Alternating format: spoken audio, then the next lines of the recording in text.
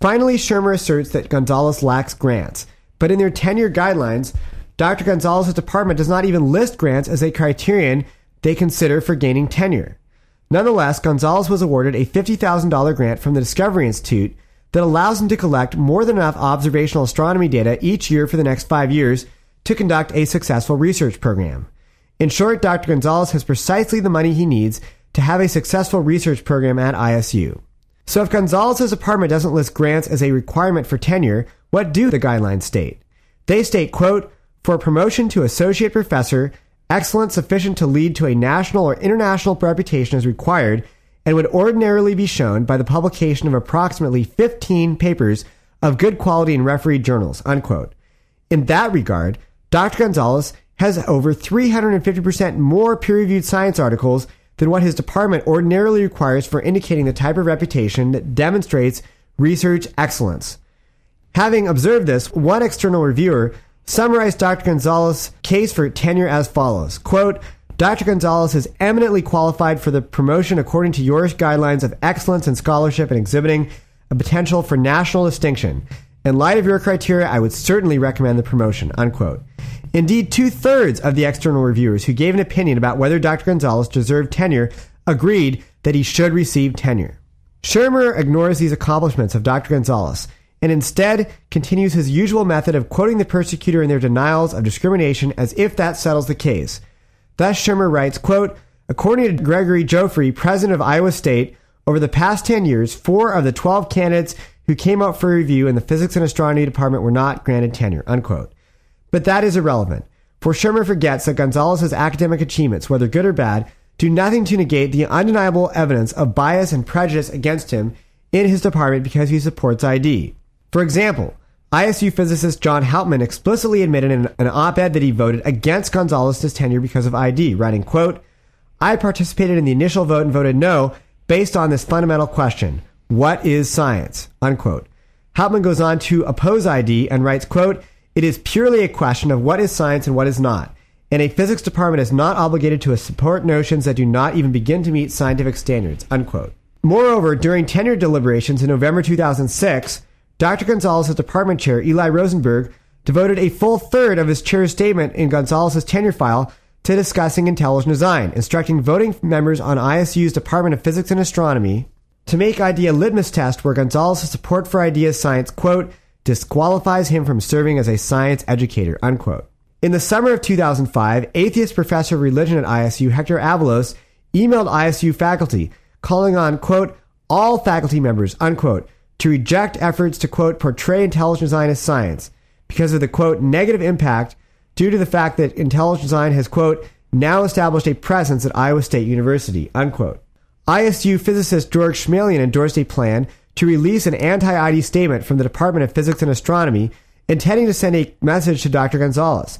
He wrote, quote, if we go on record, we give Gonzalez a clear sign that his ID efforts will not be considered as science by the faculty, unquote. Other faculty endorsed such statements from Schmalian with an intent to directly target Gonzalez, with another scientist in Gonzalez's department stating that ISU, quote, is not a friendly place for him to develop further his ideas, unquote, capital ID, of course.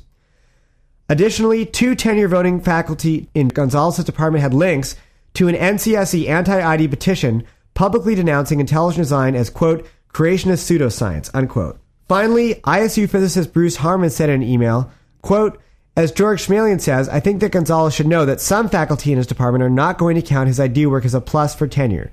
Quite the opposite, unquote.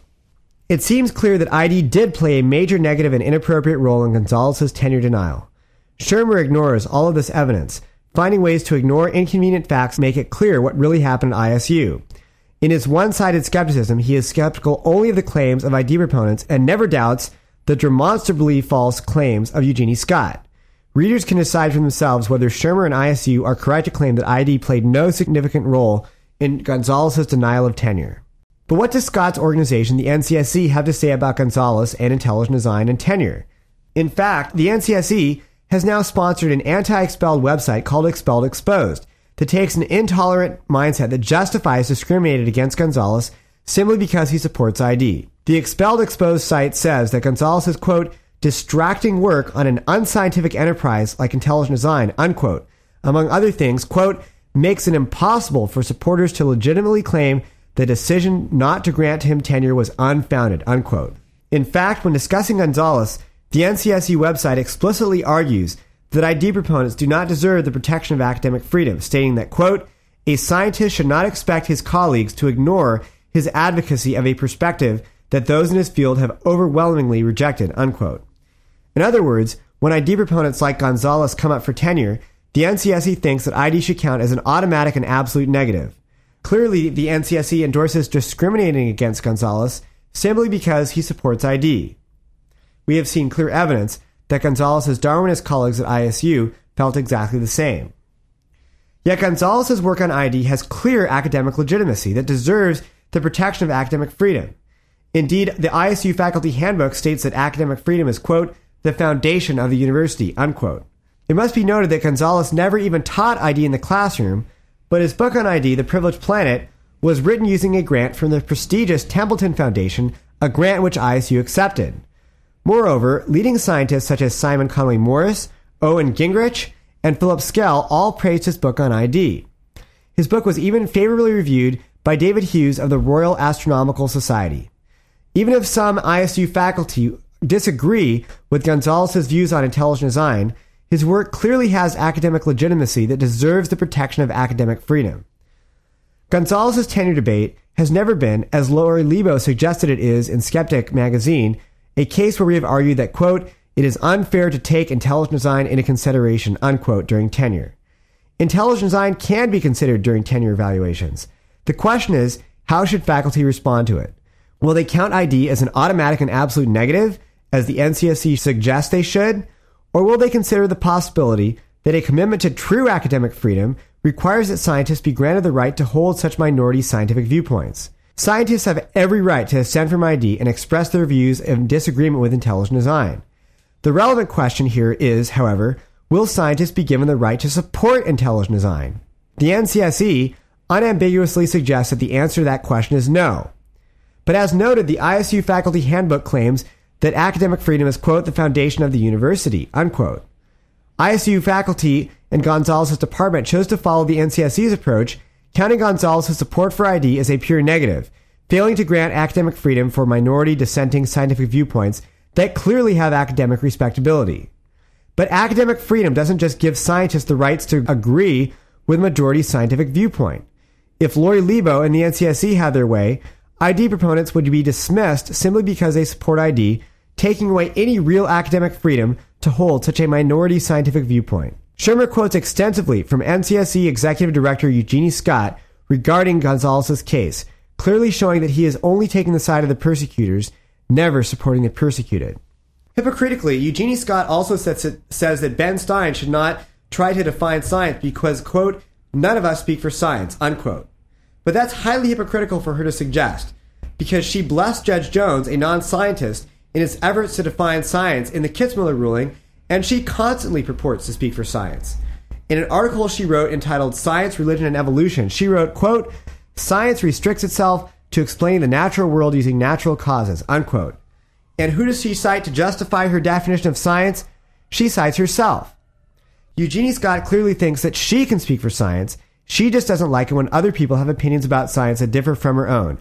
This sounds like a familiar theme among the Darwinists who are interviewed and expelled. In conclusion, what else does Shermer have to say? Shermer conspicuously does not dispute the admissions by Darwinists in the film that scientists lack a natural chemical explanation for the origin of life. But Shermer claims that there is no persecution because some critics of natural selection, like Lynn Margulis or William Schaff, are embraced by the scientific community.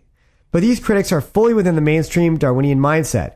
They wholly reject intelligent design, and they believe that unguided processes built all of life's complexity. So they don't threaten the core of neo-Darwinism, making it unsurprising that Shermer finds they have experienced no persecution. In the end, what does Shermer really have to say against this movie? He calls the film, quote, dishonest because some Pepperdine biology professors complained that it brought in students as extras for a scene where Ben Stein gives a speech to students. A movie that used extras? Shocking. If Michael Shermer should learn anything from this episode, it is this. Rather than levying unrestrained skepticism against anything that challenges Darwin, he should start using some of the skepticism that made him famous upon the claims of people on his own side in this debate. This is Casey Luskin with the ID the Future podcast signing off. Thanks for listening. Music on ID the Future comes courtesy of composer Yuri Mamchur. Visit www.yuriproductions.com and check out his latest CD, In the Harbor. This program was recorded by Discovery Institute's Center for Science and Culture. Discovery President is Bruce Chapman. ID the Future Managing Editor is Robert Crowther. And the producer is Keith Bennett. ID the Future and ID Science in the News is copyright Discovery Institute 2006. For more information, visit www.discovery.org or www.idthefuture.com.